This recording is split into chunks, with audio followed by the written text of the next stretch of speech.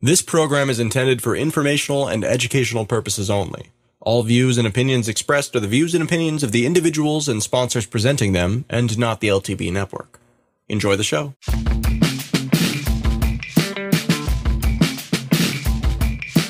Welcome to another exciting edition of SovereignBTC, your guide to the practical side of everyday Bitcoin use. This is episode number 14. We got a simple program lined up for you today.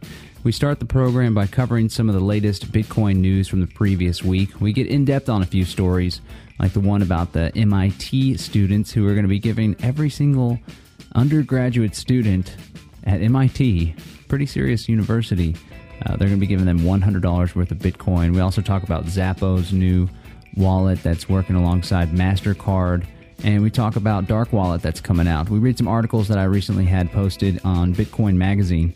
And then after that, we hit you with the speech that Vitalik Buterin delivered at the Texas Bitcoin Conference. I've been holding on to this one for a while. Decided now would be a good time to go ahead and throw it out there.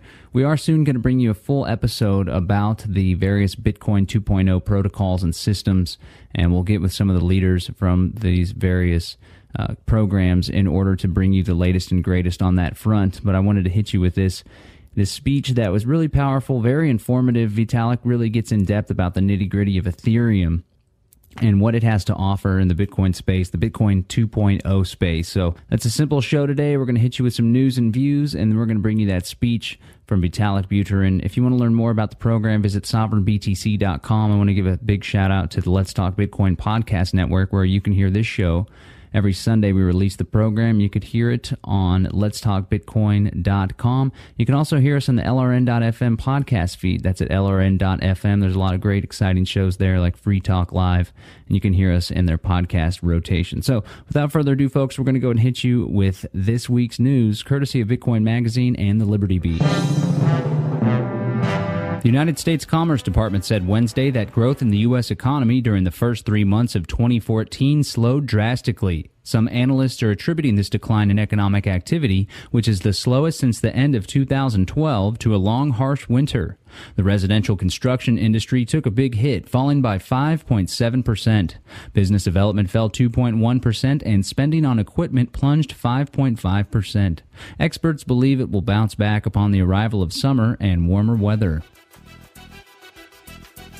One of China's leading digital currency exchanges has installed the country's first Bitcoin ATM. Reuters reports BTC China has also launched an online application that allows users to buy and sell the cryptocurrency. Both moves get around China's banking regulations, which aren't favorable to Bitcoin. In December, the People's Bank of China banned financial institutions from trading in Bitcoin, but did not ban individual trading and commerce. Former Mt. Gox CEO Max Karpeles is beyond the jurisdiction of the United States courts, according to his attorney. Karpeles and the now bankrupt Bitcoin exchange are currently being sued for consumer fraud after Mt. Gox announced it could not account for several 100,000 customers' Bitcoins. One of the Karpeles' law firms is submitting papers asking U.S. District Judge Gary Feinerman to admit that his court has no jurisdiction over Karpeles or Mt. Gox. Karpeles lives in Japan, has never been to the United States, and according to his attorney, was not correctly served the complaint that launched the lawsuit. Now let's dig a little deeper. Here's an article I recently wrote for Bitcoin Magazine. Bitcoin's growing versatility creates new opportunities. The cryptocurrency industry is not only becoming popular for spenders, but also for those seeking an education. GigaOM reports that university students are now being given the opportunity to receive Bitcoin upon enrollment, and some institutions are even accepting the alternative currency as payment for tuition. This fall, more than 4,000 students enrolled at one of the world's leading tech-focused institutions will receive $100 worth of Bitcoin. Jeremy Rubin, a computer science sophomore at MIT, and Dan Elitzer, president of the MIT Bitcoin Club and a first-year student in the MBA program at MIT Sloan, have successfully raised more than $500,000 for their new project. With help from MIT alumni and the Bitcoin community, together they've managed to make it possible to provide 2014 students a chance to develop their Bitcoin wallets. According to Rubin, giving students access to cryptocurrencies is analogous to providing them with internet access at the dawn of the internet era. It seems like a clever analogy, particularly with all of the recent developments connected to Bitcoin, including Zappo's expansion into linking storage to usage through their new Zappo wallet. Giving college students access to Bitcoin makes sense, especially when universities have begun to accept alternative currencies as payment for tuition. The University of Cumbria in the UK not only launched a series of curriculum aimed at examining the role of alternative currencies and how they affect economic and social issues, but it's also become the world's first public university to let students pay for courses in Bitcoin. Currently, the University of Cumbria is using the third-party merchant service BitPay to process Bitcoin payments. However, for now, Bitcoin is only accepted for programs focused on alternative currencies. As the 5-year-old alternative currency progresses, the market in which it can be used continues to expand. According to a January article by the New York Post, Bitcoin will now buy you an array of things, including a Lamborghini, a night at the D in Las Vegas, an education, dinner or barbecue, or even groceries, and a flat-screen TV from TigerDirect.com. Cryptocurrency technology continues to enter markets in which critics said it would never succeed. As Bitcoin becomes more versatile, its user network is expected to improve and grow exponentially. Storage meets usage with new Bitcoin development. The latest Bitcoin development just might revolutionize the popular cryptocurrency, fueling an already expansive network. Last week, a company known for offering a secure place for customers to safely store their Bitcoins has expanded into new territory. In the past, Zappo's objective has been to build trust in the cryptocurrency industry by providing a secure vault, a place where users can store their Bitcoins and be rest assured they're safe. After assembling a team of financial services and security experts, the tech company designed a link between storage and usage. According to Zappo, by offering two distinct products, a free easy access wallet and a fully insured vault, we're marrying the convenience Bitcoin users want for everyday needs with the security they require for confident Bitcoin savings. Zappo Vault provides customers with fully insured storage for long-term savings, while the Zappo Wallet provides easy, immediate access for day-to-day purchases. In an interview with TechCrunch, founder and CEO of Zappo, Wentz Casares, said most of their customers keep 90% of their Bitcoin in the company's vault and the other 10% in their wallets. With the new link between storage and usage, customers can now have that 10% instantly transferred to cash. One of the most attractive features about the Zappo wallet is that it's free. Transfers in or out to the other Zappo wallet holders are also free. Instead, vendors pay transaction fees, just like they would with their credit card purchase. While many are happy to see the vendor responsible for the fees rather than the customer, others think vendors should also benefit from using Zappo wallets. One Reddit user, Marketeer, wrote, "The thing that bums me out about the Zappo debit card is the merchant still doesn't reap any of the benefits, correct? They're still paying the higher credit card fee." Despite certain limitations, Zappo Wallet is fast and pretty convenient, considering it can be used from anywhere in the world, granted there's an internet connection. Signing up is pretty easy to use too. Simply go to Zappo.com and click Debit Card. There you can enter in your email address and pre-order your card today. Orders should begin shipping in about 2 months. A digital card for online purchases is free, but users are required to pay a $15 fee in order to receive a physical card. Both possess a credit card number complete with an expiration date that can be used to make purchases online. However, as expected with the early stages of any new technology, there are still inconveniences. One major hiccup is that you still can't withdraw money from an ATM. Secondly, you can only use the Zappo wallet with vendors who accept MasterCard. In time, the new link between storage and usage is expected to become more convenient. Zappo CEO Casares says the new technology isn't designed for Bitcoin fanatics, but for average users like your grandma. Through the combination of trust and accessibility, Zappo has built a company capable of providing a unique service of online and offline security. Crypto anarchists versus government. Who will win the war to regulate Bitcoin? Earlier this year, Benjamin Losky, New York's financial services superintendent, said he intended to initiate the biggest move towards regulating Bitcoin. Losky told CNN Money that he planned to do this by administering bit licenses to companies dealing with Bitcoins, allegedly to protect the public from fraud. Without explaining how exactly, Losky said he'd impose regulation on Bitcoin-related businesses similar to those that govern banks. Given the government's track record on managing finances, including simple tasks like balancing a checkbook, the notion the government is either trustworthy or competent to successfully carry out such a task is debatable, some might say laughable. Losky stated, "We've found in other areas of the financial world that strong, clear, concise disclosures are critical to earning the long-term trust and confidence of consumers." Losky wants Bitcoin exchanges to disclose the risks associated with virtual transactions. Requesting that exchanges provide potential users with facts regarding risks seems reasonable, but to insinuate government regulation is necessary to gain consumer trust is reaching. If Losky's statements were true, that would mean corporate banks have been nothing but honest to their customers, therefore gaining trust. I bet many would beg to differ. The initial idea behind the development of Bitcoin was to escape government-regulated currency and develop one that would provide financial freedom to its users. Enter Dark Wallet. A group of coders, including Cody Wilson, the mastermind behind printing 3D weapons, and Bitcoin project developer Amir Taqi, may be just one step ahead of the government when it comes to tracking the digital currency. The coders refer to themselves as the Unsystem. Launched on Indiegogo, Unsystem developed software capable of concealing Bitcoin footprints, preventing its route from being tracked when transactions are made. Engadget explains how a 1-2 punch of encryption and coin-join technology makes this possible. In brief, the latter code registers multiple transactions as a single movement of funds, masking transfers, reported Engadget. Acting out of defiance, the team admitted the main purpose of the software, cleverly named the Dark Wallet, is to carry out illicit transactions similar to those that previously took place on the Silk Road website. The name Dark Wallet itself is a play on the fear law enforcement officials once expressed that hackers and criminals would use technology to, quote, go dark and avoid government surveillance. Silk Road was an underground website that supported a black market, including the sale of illegal drugs. It has since been shut down, and the alleged site runner, Ross Ulbricht, is in jail awaiting trial.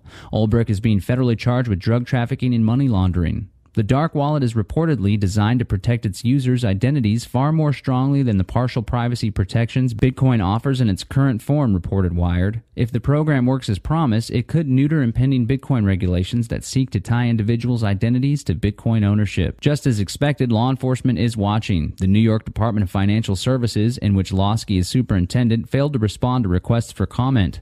The Financial Crimes Enforcement Network, however, did respond to Wired magazine, stating they are, quote, well aware of the many emerging technology efforts designed to subvert financial transparency. It's certainly our business to be interested and vigilant with respect to any activities that may assist money laundering and other financial crimes. When it comes to the question of whether the crypto anarchists or the government will win the war to regulate Bitcoin, only time will tell. Can't wait to try out the Dark Wallet. Big fan of Cody Wilson, all the great work that he's doing. So it's an exciting project that will hopefully put a little veil between the man and people's privacy. I do think we all inherently have a right to privacy, or at least a right not to be intruded upon from external forces. A lot of people just volunteer up a whole lot of information, which is pretty wild, and Dark Wallet hopes to alleviate that and do it in a simple fashion. So we'll constantly be reporting on that and our experience using the Dark Wallet. So let's go ahead and hit you with the featured speech this week. It's from Vitalik Buterin. He talks all about Ethereum. This was part of the Texas Bitcoin Conference, which took place at the beginning of March. And Vitalik Buterin is one of the big thinkers and doers in the Bitcoin space. This project coming up, Ethereum, has a whole lot to offer.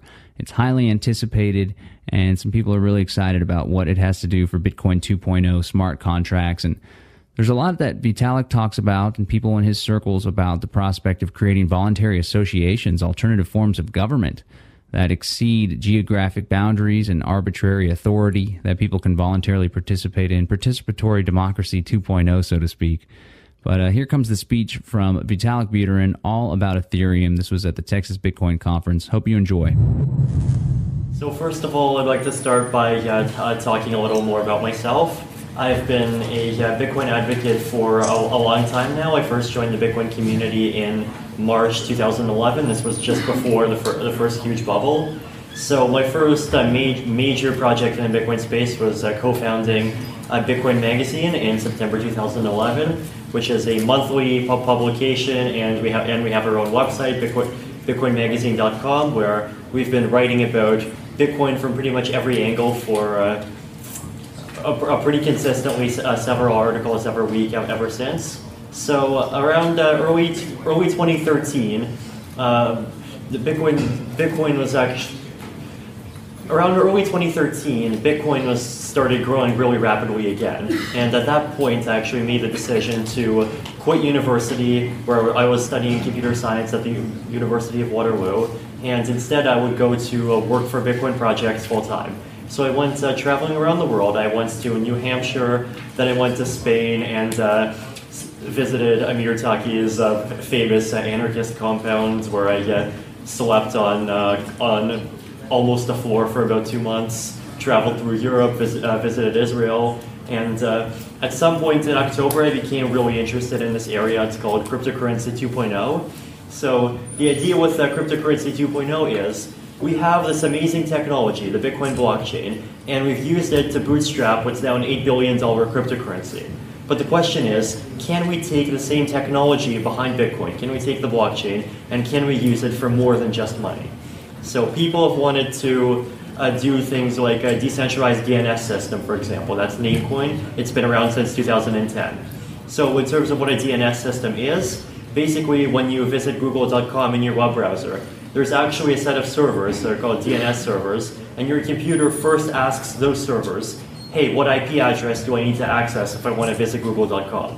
So it's essentially the phone book of the internet. So you don't need to remember the IP address of every service that you ever use. You just remember google.com or bitcoinmagazine.com or bitcoin.org, and it all just works. So with Namecoin, it's trying to decentralize that. There's also concepts like covered coins, which lets you basically store or have your own currencies inside of the Bitcoin system. There's a project called Mastercoin, which includes decentralized exchange and includes advanced financial contracts and so forth. There's Counterparty. There's lots of others. So So in the month after that, I started getting into all these different projects quite substantially. I became very excited about the promise that all these different ideas bring. And but what I realized is that all of the protocols in that space that have been around so far, they're actually quite limited in a certain sense. Like we see protocols these days, if you browse through Bitcoin Talk, people are coming up with these currencies that have like 30 different transaction types. They're saying, oh, we have a feature for doing decentralized exchange. We have a feature for peer-to-peer gambling. We have a feature for making your own currency. We have a feature for decentralized DNS. We have a feature for financial derivatives. We have a feature for peer-to-peer insurance or whatever. And they're coming up with this large array of transaction types, where if you look at the entire size of the protocol specification, it becomes enormous.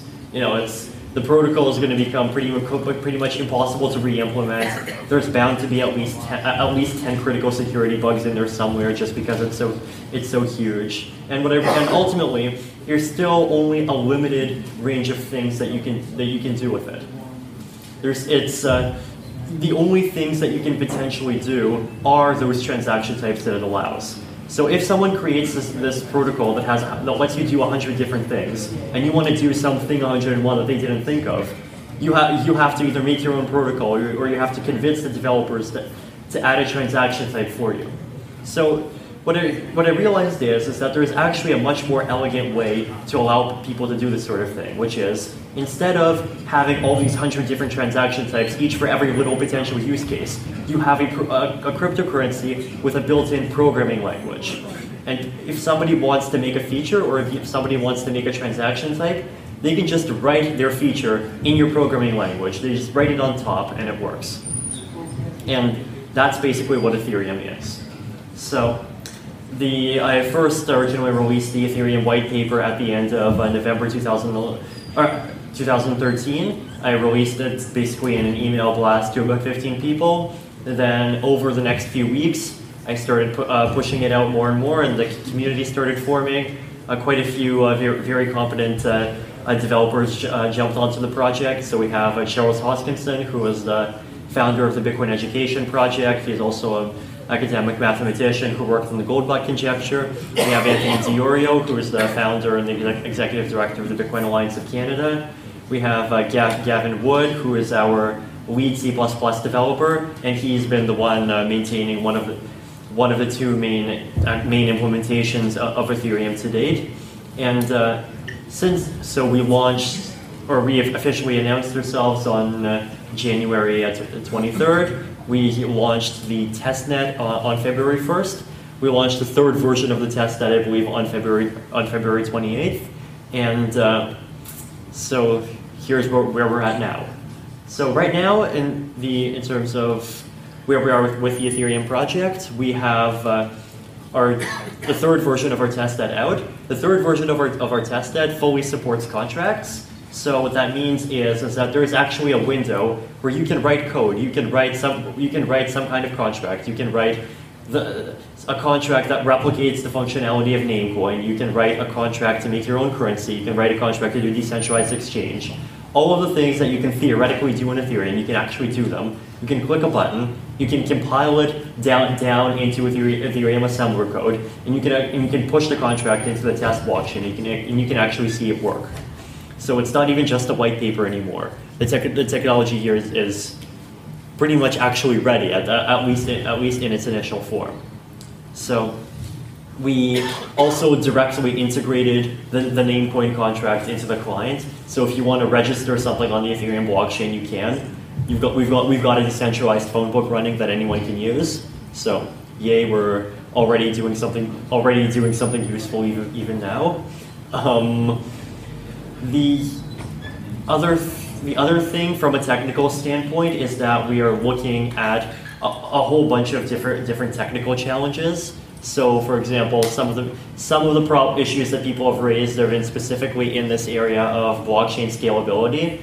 You know, how could Ethereum work if everybody has to download all of the blockchain data and process all of these contracts? And so we're coming up with designs to both make it more efficient and potentially even set up designs where not everybody has to process every transaction.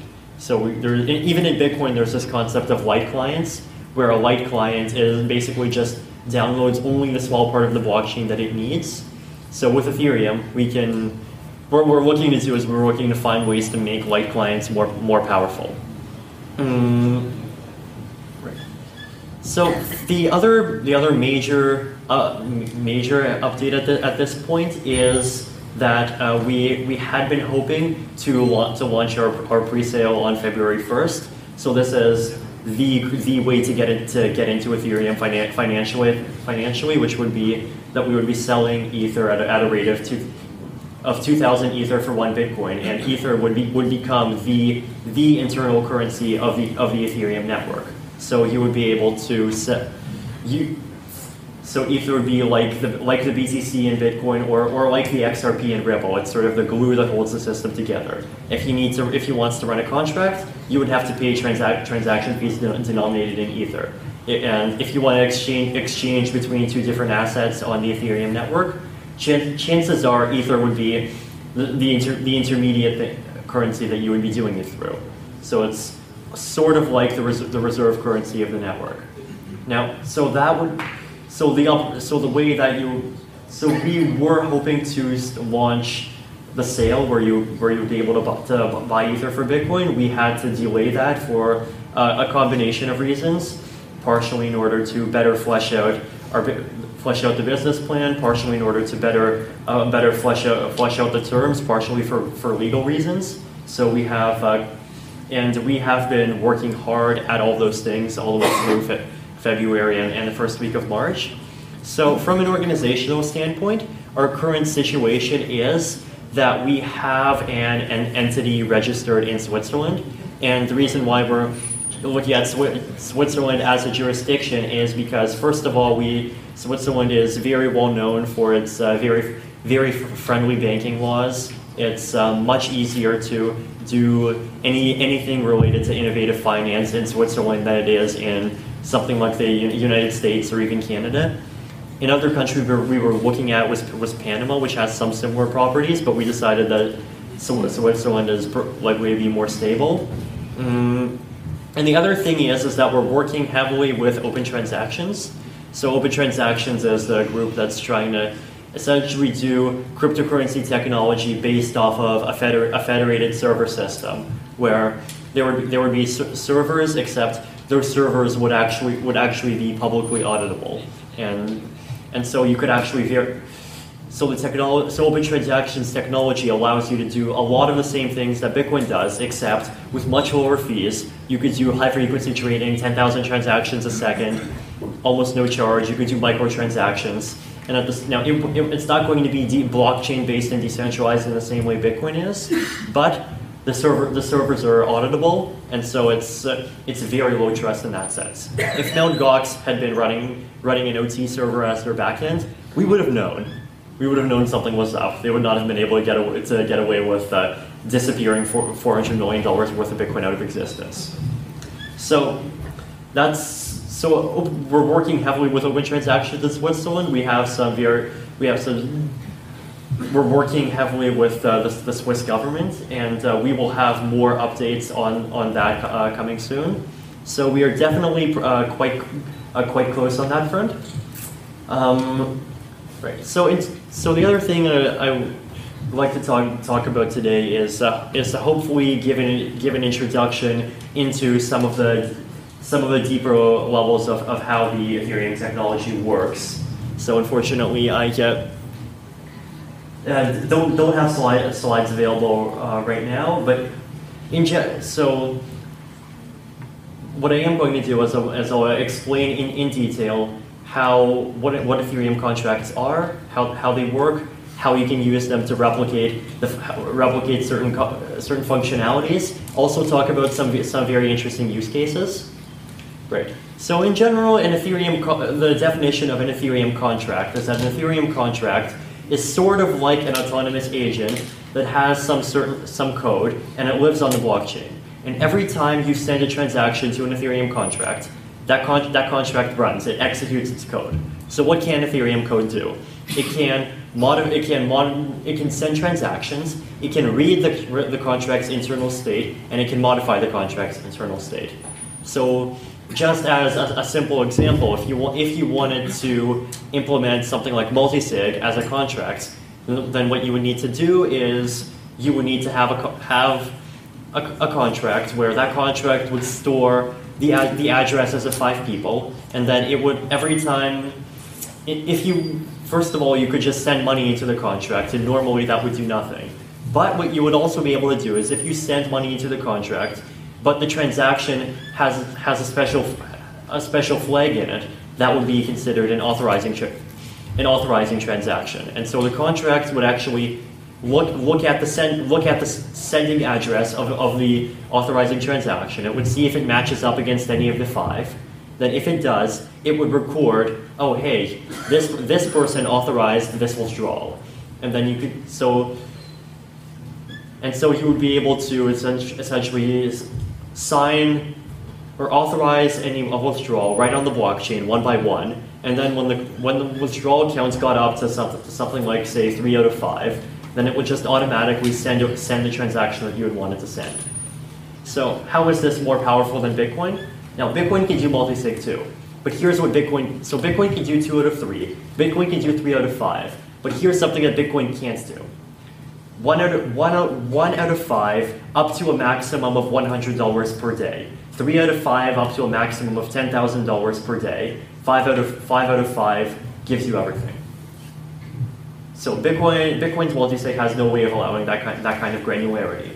So if you were at Ryan's presentation 2 hours ago, where he was talking about how what he wanted to do was essentially introduce very banking-like consumer protections into the Bitcoin ecosystem. So the way the banks work is that they have withdrawal limits, and if you want to withdraw up to $100, everything's fine. And if you want to withdraw something like $10,000, you're going to want to go through some more authorizations before the transaction actually clears.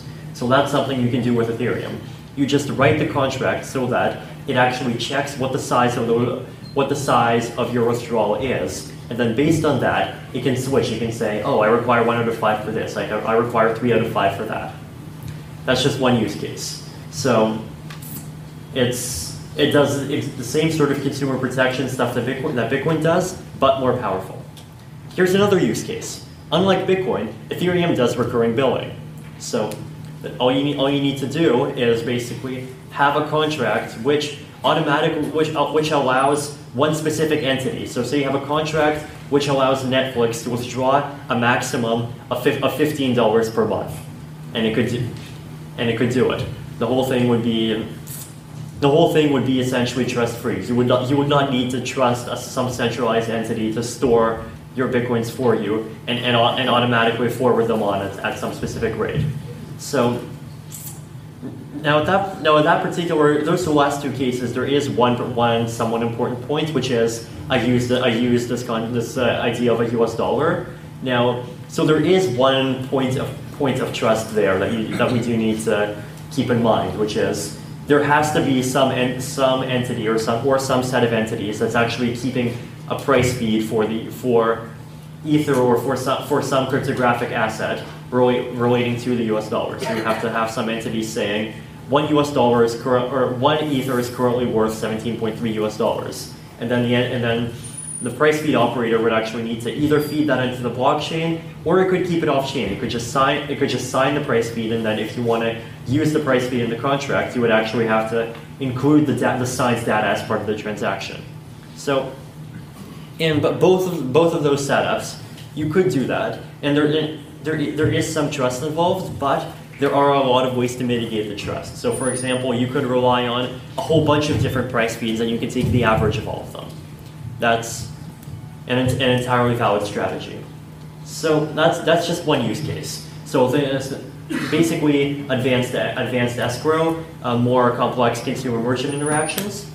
Here's another use case might be something financial derivatives. So, for example, one of the big holy grails of cryptocurrency has been this idea of a crypto US dollar. So can we have an asset on the blockchain that has all the same cryptographic properties that Bitcoin has, but also has a stable value?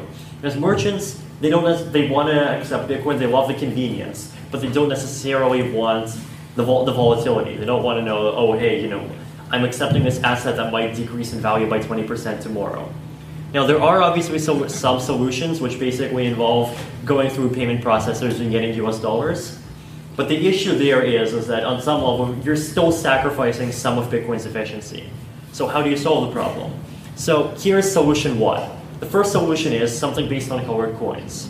So the idea is that you have some entity which releases its own currency. And it says each unit of this currency is redeemable for $1 US. As long as you can trust the issuer, the mechanism works. So people can trade these coins around. They're cryptographic assets. You can transfer them just as easily as you can transfer Bitcoins, or just as easily as you can transfer Ether. And yet their value is going to be $1 US for as long as this central backing entity exists. However, as we know, central backing entities have their problems. Cough, cough, Mt. Gox. Now, even without Mt. Gox, there are still important it's still very difficult to set up one of these. It's very difficult from a legal standpoint to interface with the financial system. It's very difficult from a banking system. In many countries around the world, banks are notoriously hostile to Bitcoin, unfortunately. So the question is, can we do the cryptographic US dollar, but bypass banks entirely? As it turns out, you can. The solution is you use a hedging contract and use a price feed. So here's the solution. We make an Ethereum contract. I put in $1,000 worth of Ether. You put in $1,000 worth of Ether. The contract, as soon as that happens, the contract records the fact that we both put in $1,000 worth. After 30 days, the contract will then give you back $1,000 worth of Ether, and it'll give me the rest. So the contract will actually look at either one price feed or a combination of price feeds, and it will determine exactly how much Ether you need to get in order for you to get exactly $1,000 back, and I'll get the rest. Now there are two small vulnerabilities to that. The first vulnerability is, well, what happens if Ether drops by more than 50%?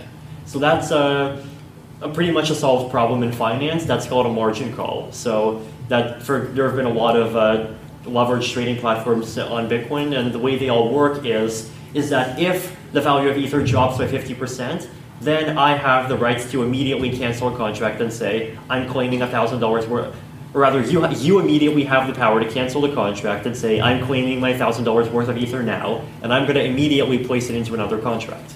So, and then in that way, you're basically preventing yourself from actually preventing yourself from losing everything, from losing anything actually, because you get your $1,000 worth of Ether back, you immediately put it into a new contract, and now Ether would have to drop by 50% again in order for anything to happen again, and even then you could be offline and you could put your Ether into yet another contract. So that's essentially how the solution would work, and there are potentially ways that you could improve upon it. Like instead of having a contract that's locked for 30 days, you could actually implement an interface so it's more like a sub-currency, where you could actually move units of the currency around and you can pay people in it. That's entirely doable. But the point there is in terms of so what are the properties of that? Now, one, obviously, you do not need any kind of banks. You do not need any kind of exchanges, any kind of entities that are interacting with banks. Now, you do need some kind of trust, because you do still need some entity to provide reliable price feeds. But you can very heavily decentralize that. You could say, let's have Bloomberg provide a price feed, let's have Winklevoss provide a price feed, let's have Bitstamp provide a price feed, and let's have 6 other organizations, and we're going to just take the median. So that basically removes the need to trust any single organization. There might even be ways that if you want to decentralize it even further, you could even devise some kind of mechanism based off of proof of stake voting. Now what's the other major benefit? So the other major benefit is that even though you haven't eliminated trust, you've massively reduced it. First of all, you go from trust in one entity to trust in 5 out of 9 entities. Second, though, you go from trusting an entity not to steal your funds to trusting an entity not to screw around with a price ticker. The third thing is that instead of relying on an entity that needs to have an active bank account and could potentially get the bank account closed down, seized, or whatever, all you're doing is you're relying on an entity that just provides a price feed. A price feed does not require banking infrastructure. A price feed is freedom of speech. That kind of a setup becomes much harder to prevent, much harder for banks to get in the way of. So that's another example. So it's not quite the perfect, fully trust-free cryptographic US dollar that we want, but it gets quite close to that. Another idea is that we've been talking a lot about this concept of decentralized Dropbox.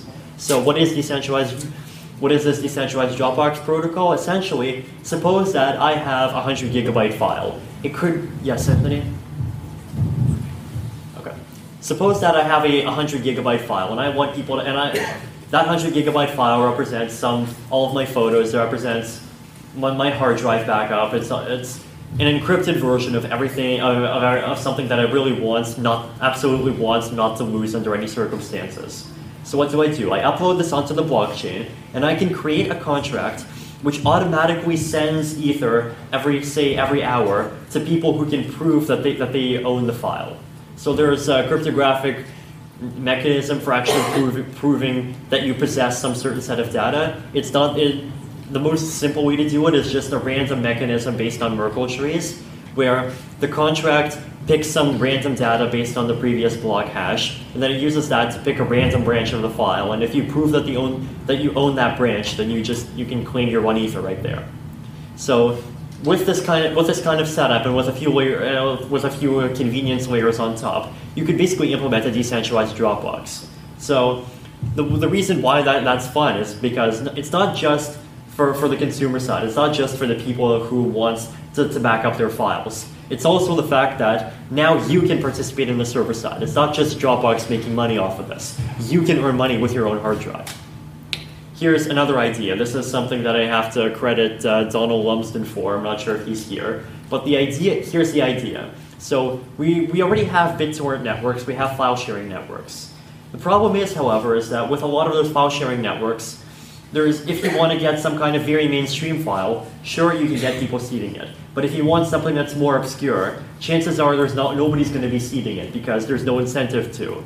Nobody's rewarded for storing data. Nobody's rewarded for seeding on a BitTorrent network. So how do you improve that? Well, with cryptocurrency, the obvious answer is we make a paid version of BitTorrent. So you would need to actually pay you would need to actually pay per packet in order to download portions of a file. Now that already by itself is a massive improvement, but that's not even the fun part. Here's the actual fun part. For every single file, so every file can be identified by its hash, and for every single file, we're going to have a unique currency. And if you want to download some packets of one particular file, you would have to pay in that currency. Now, what's the benefit of that? The first person to upload the file automatically gets a pre-mine of 1 million units of that currency. So the point of that is that you not only have you created a version of BitTorrent that incentivizes people to seed, but you've also created a version of BitTorrent that incentivizes people to create the work, to create any kind of works in the first place. So whether that's art, whether that's software, all you do is that you basically, if Hollywood wants to release like Iron Man 4, they can just publish it right onto this paid BitTorrent network, and they would get a pre-mine of a million units of this currency. And because everybody's going to need to get those units in order to download the file, the value of the currency would go up very quickly, and they would make a profit. You're not going to need to actually to implement any kind of DRM. You're not going to need to try and restrict people or sue people in order to earn money. All you need, you would basically let people pirate it, and you just earn money off the currency supply. So those are just some ideas. Some of them could turn out to be impractical. Some of them could turn out to be impractical. Some of them could turn out to be revolutionary. We really don't know. With Ethereum, we're not trying to restrict you to specific applications. We're not saying this particular contract is the way of the future. We're saying we are the Lego of cryptocurrency. With Ethereum, you can implement whatever idea you have. You can implement it. You can write it in 20 or 50 lines of code, and you can implement it as a contract or as an application, and you can actually try it out, and people will do it. And if it works, then it works. I think the most exciting applications of Ethereum are going to be the ones that I haven't even thought of yet. Well, that was a great episode, folks. Number 14 of the Sovereign BTC. Check us out at SovereignBTC.com. You can like us on Facebook at Facebook.com/SovereignBTC, or follow us on Twitter at Twitter.com/SovBTC. I want to give a big shout out to one of our sponsors. That's Bitmain Tech, BitmainTech.com. They're the ones that bring you the Antminer S1, which is available now, and it's selling for a really good deal. If you're interested in getting into the Bitcoin mining game, there still is opportunity, especially if you can get your gigahash per dollar rate to be really low, and the Antminer S1 is one of the lowest in the industry. They also have the Antminer S2, which came out recently. That one's 1,000 gigahash, that's 1 terahash for 1,000 watts or less. Very efficient machine, great price. You can find more at bitmaintech.com or give them a call at 1-844-248-6246. That's 1-844-248-6246. Or if your brain works a different way, that's 1-844-BITMAIN. 1-844-BITMAIN. Again, that's bitmaintech.com. I want to thank them for their sponsorship of the Sovereign BTC show.